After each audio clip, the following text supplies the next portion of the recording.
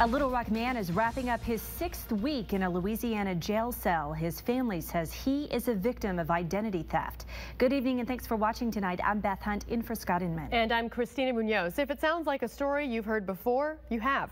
7 on your side's Jason Pederson joins us with a case that has a deja vu feel to it. Jason? Well, it does, Christina. You may remember last summer a Little Rock man was sent to a Louisiana jail after a traffic stop showed he had warrants in several states. Someone was committing crimes while pretending to be him.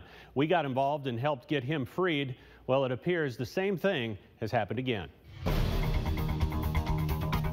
Bryant Davis Sr. and his daughter Miranda Davis say their son and brother had never been to Louisiana before, but he's now been jailed there since September 12th. Mentally, it's tough for him. I could hear in his voice that it is getting to him, but I assured him that we're doing everything that we could possibly do here in Little Rock for it. 26-year-old Bryant Davis Jr. was stopped by state police on September 6th because the car he was driving looked like one just stolen in a carjacking. It wasn't, but when the trooper entered Davis's information, 2 warrants out of Bastrop, Louisiana popped up, one for bank fraud and the other for conspiracy to commit. So Davis was held, extradited, and has been jailed in Louisiana ever since. In September of 2012, this woman, Haquina Jones, who has lived in Little Rock and Hot Springs, cashed a phony payroll check at Superfoods in Bastrop. She was caught, charged, and is paying restitution. There were 2 others who did the same thing, and one of them claimed to be Bryant Davis. Why do you think it's been so tough convincing the folks down in Louisiana that he is? That's a good question. That's a very good question, because if you got video, produced a video, and I'm 100% he's not going to be on that video, that should clear it up. Now, I've tried unsuccessfully to reach officials in Morehouse Parish to ask about the incarceration of Mr. Davis, and the public defender, Mr. Davis's main advocate there, has refused to discuss the case. Well, Jason, what about that video? What are they saying about it? Well, the one person who was willing to talk with me today was Mike Woods. He's the manager of Bastrop Superfoods. I emailed him the mugshot photo of Bryant Davis Jr., and he called me back after looking at it to say that the man in his store surveillance video is definitely not Mr. Davis. All right, Jason Pederson reporting tonight. Thank you. Well, the Arkansas Attorney General's office is getting actively involved in the case of an Arkansas man jailed in Louisiana. The family of the man says he is a victim of stolen identity. 7 on your sides, Jason Pederson joins us with more on the story. Jason? Christina, 26-year-old Bryant Davis Jr. is not due back in court until November 19th. Now, both his attorney and the Arkansas Attorney General hope he won't spend another 3 weeks in jail if he is indeed a man wrongfully accused. Bryant Davis is accused of cashing a phony payroll check at a grocery store in Bastrop, Louisiana, even though his family says he's never been to Bastrop, and the store manager says this photo looks nothing like the man captured by store surveillance video.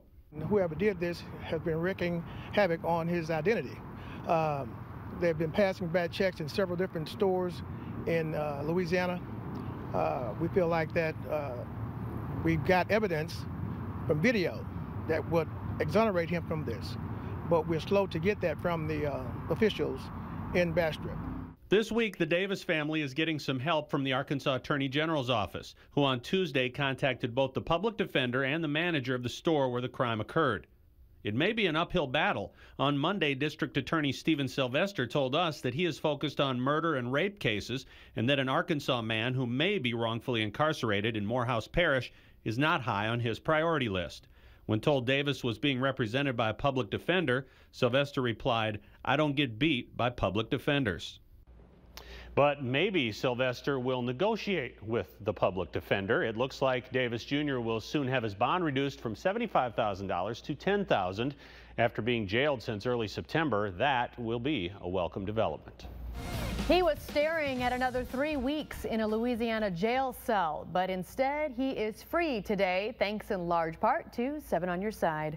We thank you for watching on this Halloween night. I'm Christina Munoz. And I'm Scott Inman. Bryant Davis Jr. walked out of a Morehouse Parish jail this morning wearing a Razorback red shirt, and he is thrilled to be back in his home state tonight.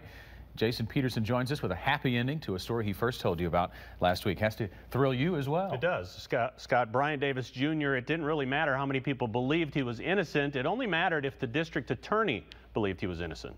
All righty. After spending 7 weeks in a Morehouse Parish jail cell in a state he'd never been to before, forgive Bryant Davis Jr. if he's a little angry. I mean, I'm mad that it took so long. I mean, it's something that seems so simple to me that it could have been if someone would have came and talked to me and spoke with me about it. It would have been taken care of probably the first or second week. Davis was suspected of cashing a phony payroll check at Bastrop Superfoods in September of last year.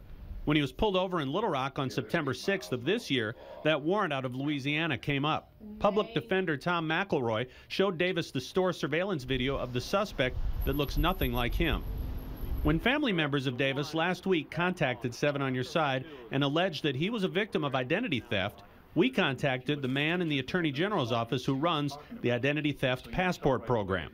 One of the first things that I found was Mr. Davis's driver's license. I ran all of his driver's licenses and found that there was actually another person's picture on his driver's license. The Attorney General's office joined 7 on Your Side in lobbying District Attorney Stephen Sylvester to look at the surveillance video. It would have been dismissed eventually, but surely nobody would have looked at it before his court date, which is still weeks away. It wasn't no fun. It wasn't fun at all, you know. I mean, being in jail for something that you didn't do, and then you're trying to explain to everyone that it isn't you.